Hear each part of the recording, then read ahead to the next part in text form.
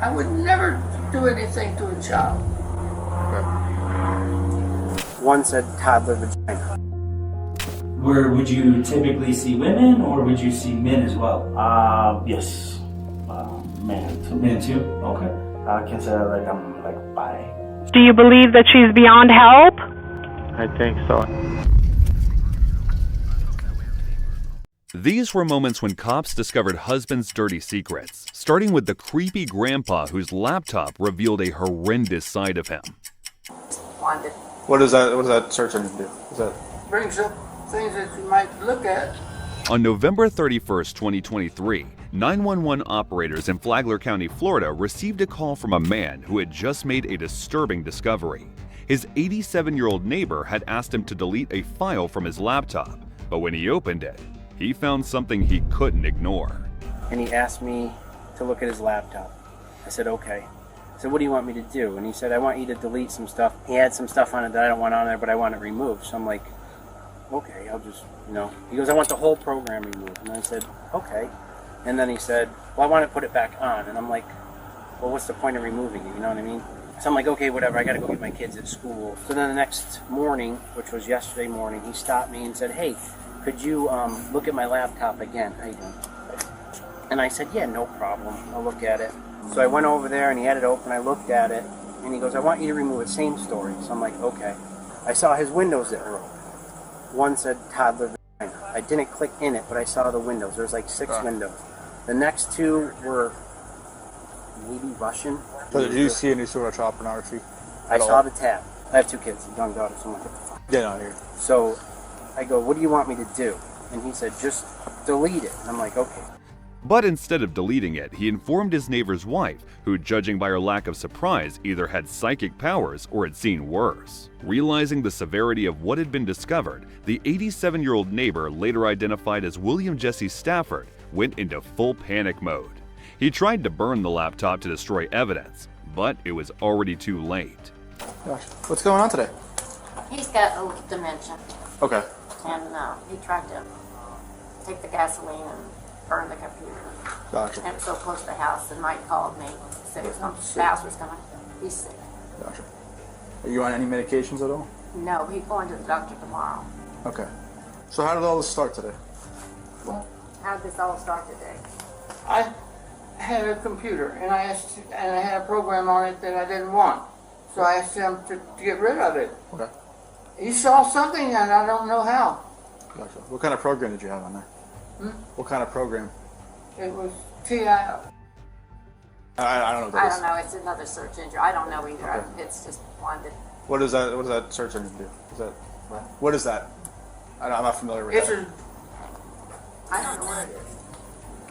It's a It's not a good program. I don't know. where you go search things. What does it do? What does it do? Is it different from like Doesn't do Google? anything. Brings up things that you might look at. Like what? Anything. Okay. While dementia can impair memory and judgment and even cause confusion, Stafford appeared to be functioning normally. Bear in mind that people not telling the truth tend to over-explain, as they feel they have something to prove to the cops. And what else happened? So you had that search thing on there. I asked him to take all that off. Okay. He saw something I didn't even know was on there. Okay. I don't know. I don't think he saw anything either because he didn't have it very long. Gotcha. I'm taking care of it. Got it. Then what else? What else happened? Nothing. Okay. He has 2 children. I gotcha. They're never over here. I would never do anything to a child. Okay. I didn't mention anything about that. Well, there's nothing there.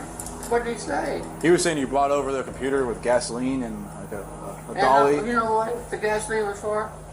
He told me what he saw. Well, I just don't want. I don't want you starting fires in a neighborhood. Yeah, he was going to take That's a good point. Because if you start a fire with gasoline, it's going to explode. It's not like diesel. Gasoline's gonna ignite very fast, and you're gonna get hurt. I haven't ever started a fire. Ever. I came home from work. Mike called me, and he was going to. Okay. So how long has this been going on with the computer? Have you asked him to delete the browser before? No. No. This is the first time this has Yeah. happened? Okay.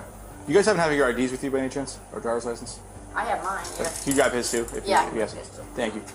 I am so sorry. Why are you sorry? I was asking why you're sorry.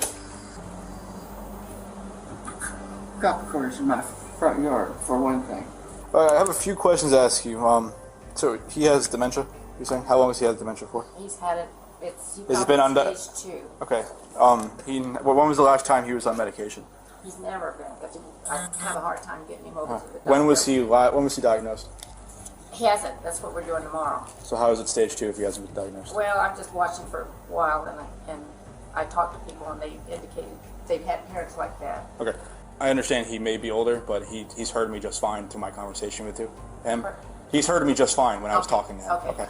So not only was he aware enough to clear his browser and try to burn the laptop, but he's also never even been diagnosed. And as a matter of fact, you actually need multiple tests done to ever get an actual diagnosis. Anyway, the officer wasn't buying his excuse. I do have enough right now to go for a search warrant and secure that laptop. But you can hand it over to us that way. No. And voluntarily give it to us. But if we do go for the search warrant, I have every right to secure this residence and that laptop until the search warrant is done, which could be today. So you want to take it? We want to take the laptop, yes. And if there's nothing on it, you get it right back, and that's it. He said there was. So When you say secure the property, what exactly? secure the property, so I can secure everybody in here from tampering or touching the evidence. I mean, everybody's gonna stay out here. Everyone has to stay out here until that search warrant's done, and then we take the laptop and we leave with the laptop legally. But if you want to surrender the laptop to us with consent, we get the laptop now and we get out of here. What happens if I surrender it to you and then you find things on it? What are you going to do next? That's not up to me. That's the different. Whoever. That's completely up to our detectives, especially. He hasn't done anything. He's just looked at. I understand. I've been trying to get rid of. I've been trying to break it. You can't break these things. It's just one of those things we have to do. Okay. Just point to him where it is. We'll take it, and then we're gonna submit it. Okay. Why do you have to know the browser? Okay. Following the investigation, detectives found evidence of Stafford's laptop leading to his arrest on April 9, 2024, for possession of a controlled view of sexual performance by a child. He was released on a $7,500 bond. The case is ongoing, and if convicted, he faces a third-degree felony, punishable by up to 5 years in prison and a $5,000 fine. And just like this grandpa, the next guy also tried to get rid of the evidence, except this time, the evidence was a human being. Where did you take her after that? To a beach. On September 17, 2023, Sherilyn Marjorie, a transgender woman, went missing after a show in Rio Rancho. A few days later, a search party organized by her loved ones found her body near a ditch under Central Avenue and 136th Street Southwest. Authorities launched an investigation into her demise, and thanks to the surveillance footage, they were able to identify Juan Mendoza Espinoza as the prime suspect. Yeah, It was like when Barbie was coming out too. Okay. And what did you guys do after the movie? We just kissed. Oh, okay. And we just kissed, and that's it. And again, when I ask like these questions, I'm not at all judging you whatsoever. Okay. Where would you typically see women, or would you see men as well? Yes. Men too. Men too. Okay. I can say like I'm like bi. Sure. Nothing wrong with that at all. Yeah. I mean, And I'm all she for knows too. Yeah, I'm all for people being who they are. That's the most important thing. When was the last time you met up with a man? When you say a while, you know, a while can mean different things to people. What was a while for you? Intimacy, it's been a while. I don't know. Like, are we talking like a week or a No, month? it's been months. Okay. Months that I haven't had with another Sure. male person. Okay. And then, what about like transgender people? Did you ever come across? Yes. I met some transgender people too. Okay. And when was the last time you met up with one of them? I think a month. About a month ago? Yeah, about a month ago. Do you know that person's name? Yes, it's the girl that disappeared. Oh, really? Shirley. Okay. We were talking. We met on Tinder actually. Oh, wow. Okay. We met for like years. We met, and that's it. We didn't do anything. And that's it. Okay. While this much was easy to figure out, the exact details surrounding her demise were still unknown. Nonetheless, Espinoza thought he could deceive the experienced detective, but his lies were about to be exposed. And so you didn't ever like invite her back to the trailer? or anything? No. Okay. No, we just met in the car. Like I told you, she went her way, I went my way, and that's it. Okay. And I really appreciate you being honest. Oh, and yeah. talking with me. I really appreciate it. Okay. Being. I told you I was gonna be honest. No, and I was gonna answer. Yeah. No, I appreciate that. That's very, very important, and I do appreciate that. So here's one thing that I think I need to tell you is you told me that you're the only one that drives that journey, right? So one thing I've learned being a cop for I've been a cop a long time. There's video surveillance everywhere, right? There's cameras everywhere, right? Everybody's got a camera. Yes. People have cameras. I have everywhere. a ring, so. Right, so everybody's got cameras, right? And the one thing is I think you're being very honest up until meeting with her again. Okay, and here's why. Because I know you met with her after that first one. We met in the hotel. That's where I met her, and where I told you. Mm-hmm. And if you check the surveillance, you can see my car right there. Sure. Bear in mind, police detectives are trained to shut down denials the moment they surface, an interrogation tactic designed to lower a suspect's guard. I need to know, what were you guys doing at the front of your trailer complex?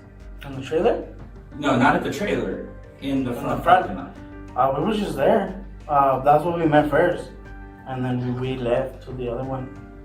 But I think it's the other way around, because you went. No, yeah. So we met where we told you, and then she told me that I didn't give her $5,000. Why? Because of that, what happened back then at the time. Really? So in the conversation, because this is important. I need to know, She told me if I didn't give her $5,000, she was gonna tell my wife everything about everything. So when we did it, it was in the other one, and then when I came back, that's where I gave her the money in front of the apartments. So you gave her money? I gave her $5,000. And where did you have that $5,000? I was hiding it from my wife. Oh, okay. Was it just cash? Yeah. Okay. Was that just where did you get that from? Just loans from everybody. Just like overtime, all that. Just kind of a slush fund, keep it on the side. Okay. I didn't want my wife to find out, so I gave her the money. Regardless, he seemed to maintain his innocence. However, this didn't help him, as the detective already had all the evidence needed to convict him. Yes, sir. So I want you to help me help you, okay? Because it's very important, right? Yes, sir. I want to help you because I think that there is a lot to go. There's a lot to unpack here, and that's not good what happened to you. So I need to know what exactly happened that night. I told you. Okay? Because here's the thing, okay? We just searched your house, okay? What do you think we found there? I don't know. Well, you do know because it's your house and you know what you have there. I think underneath the trailer. The tape? Mm-hmm. So tell me about that.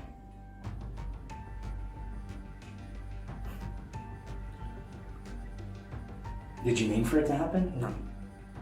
So explain it to me. Help me understand. I was fed up. Absolutely. Like, I'm fed up for you, man. Like, that pisses me off. Like, you've been taken advantage of. So help me understand your thinking here. I told her I wanted to stop. I was like, I want this to be over already. I gave her the $5,000. That time she wanted more. She wanted more? Are you kidding? How much more did she ask you for? 8,000. On top of the 5? Jesus Christ, Jose. Wow. Yeah, well, I owe money to other people. Yeah, I mean, My cousin. all for this person. My mother-in-law. I owe a lot of money to my mother-in-law. My dad. You started, but explain why you did what you did. It was just the pressure. And so, I think I snapped. yeah, I believe everybody has a limit. sure. I agree with you 100%. Everybody has a limit where, And you've had a rough go of things, and then everything that she was putting you through. yeah, it was a lot of money that I gave her. I probably gave her like almost like 10. Jeez, 10K. that's a lot of money, man. And other than that, I was struggling to pay rent. Okay, so what did you do? I think I hit her. Yeah. And I said, I just remember hitting her. That's all. Okay. And you remember then? So you hit her. Okay. Did you put her in the bag? No. No. So what's the deal with the bag and the blood? That was I had that in my car. So bag. was that just It was just there in the car. Did she just fall on it? I think so. Okay. And where did you take her after that? To a ditch. And did you know that place before? No. No, you just there. looking for a place to try to figure it out. I was panic. Sure. I can only imagine, man, like what's going through your head. She was putting too much pressure on me with the money. Absolutely. She wanted more money. She That's wanted crazy. more and more and more. And That's crazy, man. I I'm couldn't so give sorry. her no more money. I should have come clean with my wife first. Evidence from Espinosa's residence matched the crime scene, further corroborating with the investigation. In February 2025, Mendoza Espinosa stood trial for Marjorie's death. The jury found him guilty on first-degree homicide and 4 counts of tampering with evidence, and he was sentenced to life in prison. Despite Espinosa's desperate attempts to save his marriage, things fell apart fast. But for Todd, the outcomes were far more sinister. I defended myself, and I think she may be dead. On June 1st, 2021, police received a 911 call from a distressed husband, 57-year-old Todd Anthony Searles, about a domestic dispute. What address do you need help at? I need the address at 7128 South Poplar Lane. 7128 South Poplar Lane, is that right? Yes, ma'am. All right, do you need police or the paramedics there? We'll need both. My wife broke into the house and began stabbing me. And I defended myself, and I think she may be dead. Okay, so you think your wife may be dead? Yeah, I was Okay, and asleep she was came stabbing in- you? She came into the bed. How I was is she asleep dead and then? began stabbing. Hey, Sorry. so how do you think your wife is dead? Well, she continued to stab me. I was defending myself, and she kept stabbing me, and I was trying to wrap her arms. How did you around defend from stabbing yourself? me. Okay, I've got lots of help headed that way, okay? I want you to stay on the line with me. When officers arrived, they found Searles' wife, Trabalesi, unresponsive with over 100 knife wounds, which started to look suspicious. Although he had visible injuries, they resembled signs of a physical struggle. Coincidentally, the attack occurred the same day she asked for a divorce. According to the arrest affidavit, Trabalesi's daughter told investigators that she was downstairs when she heard her mother scream for help. With Searles' history of violence, including disorderly conduct, multiple assaults and sexual misconduct on a child, he was arrested and charged with first-degree homicide. Tragically, on October 2nd, 2021, just days before his court hearing, he unalived himself in his jail cell. But unlike those officers, the cops in the next case arrived for a routine welfare check, only to uncover a horrifying secret this man had desperately tried to keep hidden. The forensic unit of Prince William County said it was one of the worst crime scenes they've seen. In early August 2024, Manassas Park Police conducted a welfare check at the home of 28-year-old nurse and mother Mamta Bhatt after her employer reported her absence from work. Her husband, Naresh Bhatt, answered the door and gave a rather strange explanation for her disappearance.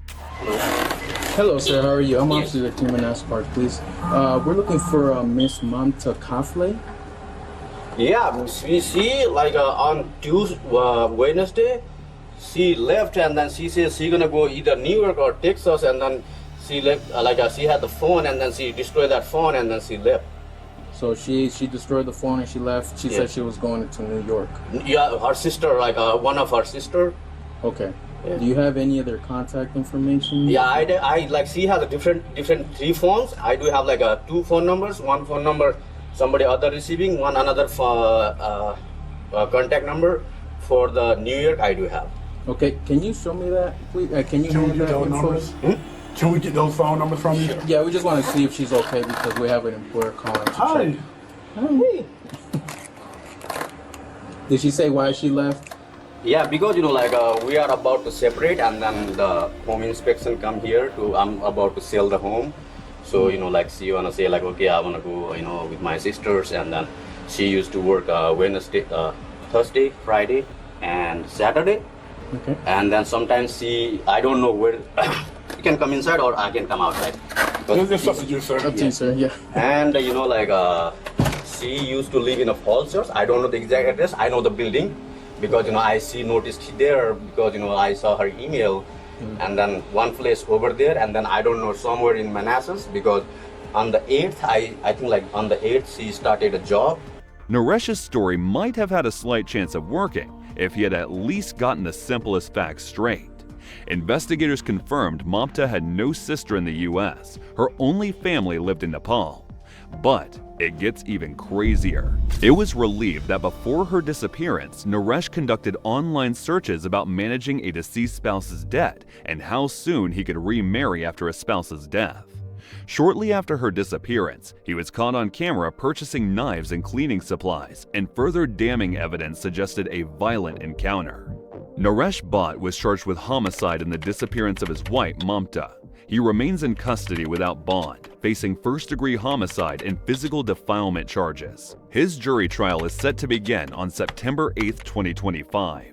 The story of Naresh is horrific, but it's nothing compared to the case of Kevin, whose jealousy led him to end more than one life.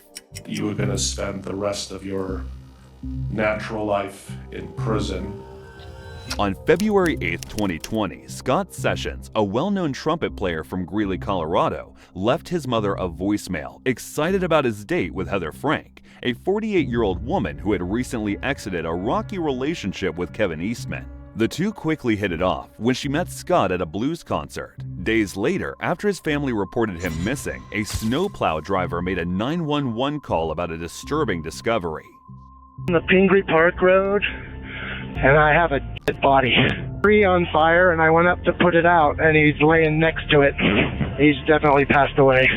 Scott's body was found west of Fort Collins, confirming he had met a fatal end. As the investigation began, authorities identified Heather Frank as a prime suspect, as she was Scott's last known contact. However, things took a wild turn on February 16 when authorities discovered Frank's body in Weld County, Colorado. Eastman was soon arrested and questioned after being spotted near a burn pile on the farm property where her body was found. The reason why we're here talking is because we have been looking at somebody's social media site, okay? And that person had contact with Heather last week, okay? And I'm sure that you've probably heard or seen stuff in the news about somebody disappearing from Greeley. Do you know anything about that? Is it a musician? Is it a musician? Yeah. Do you know this guy's name, the musician that's missing? Because she showed you the news article, his name's in there. Right. Yeah, I'm sure that what position he plays is in there too, but I didn't really look at it that much. How come? I don't know. That's just an ugly thing. What's ugly about it? He's missing. What's that? I said, what's ugly about it? My mom died of cancer. That was about the most brutalest thing that anybody could go through. I just lost my aunt to cancer It's just, it's painful.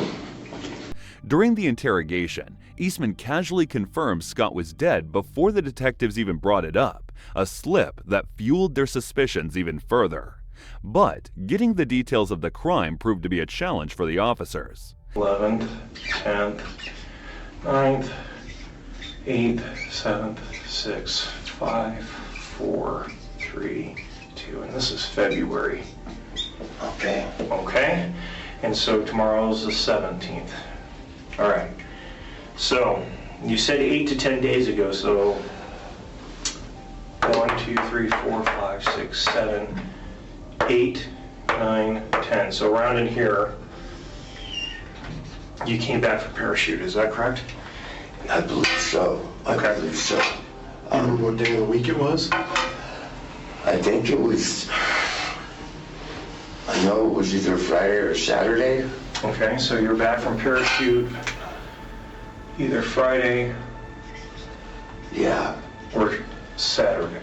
Okay, and she said that she had a date that night. So either Friday or Saturday night. Usually people aren't working and they're going out on the town because that's when all the fun stuff's happening, right? Yeah. Okay. Yeah, when they don't have to work the next day. Okay. Yeah. And so, how long does it usually take you to drive from Parachute over here? I'm sure you... After nearly 4 hours of questioning, the detectives switched tactics, pulling one of the oldest tricks in the book, an emotional trigger Eastman never saw coming. That's all going on. You wear it well, though. Oh, thanks, sir. I appreciate that. Yeah. Thank you. Thank you. So, again, my name is Justin Atwood. This is Ryan Myatt. We both work here at the Sheriff's Office. We have some questions for you. We want to talk to you. But first, you were out in Greeley or Weld County somewhere, and you got contacted by a guy named Donnie Robbins. I'm not sure if he identified himself, but he was driving a big gray truck. Do you remember that? Oh, yeah, he was very polite. Very polite. Super polite gentleman. And so when the hell out of me. Oh, he did? I'm sorry about that. Sure. So when he first made contact with you, he advised you of your Miranda warning and stuff like that. Do you remember that? No, but I know that I remember him asking me. Yeah, I mean, I know he had to have. I just, everything was just like really. Okay, so you understand that you don't have to talk to us right now. You Yeah, he told me that. Okay, and that we're going to be writing police reports in regards to our contact with you, and those police reports can go off to other people, such as the courts, district attorney, defense attorney, stuff like that. So everything that you say can be used against you in court, right? You understand that? You have the right to have an attorney present during questioning, and if you can't afford an attorney, the courts will appoint one to you. Do you understand that? Yeah. Okay. And at any time that you, during this conversation, don't want to talk to us anymore, you just have to tell us that you don't want to talk to us. Okay? And then we'll end the conversation. Does that make sense? Yeah. Do you want to add anything to that? Yeah, and along with the lines with the attorney, you have the right to have that attorney present with during any questioning as well. Okay. You understand that? Yeah. Okay. Okay. So the reason why... Do you still want, after explaining that, do you still want to talk with us? Yeah, sure. Okay. I think you guys have a job to do. You know what I mean? Sure. So you got contacted today by Donnie Robbins and put in handcuffs and arrested and stuff like that, and it's the reason why you're here right now. And it's kind of because we found out that you have a warrant out of Denver for domestic violence. Were you aware of that? No. Okay. No. Okay. Eastman was charged with the deaths of Scott Sessions and Heather Frank in February 2020. Prosecutors argued that Eastman took Sessions' life out of jealousy and later did the same to his ex-lover Heather Frank because she knew too much. In July 2022, a jury found Kevin Eastman guilty and sentenced him to 2 consecutive life sentences. The Colorado Department of Corrections gave him an additional 27 years.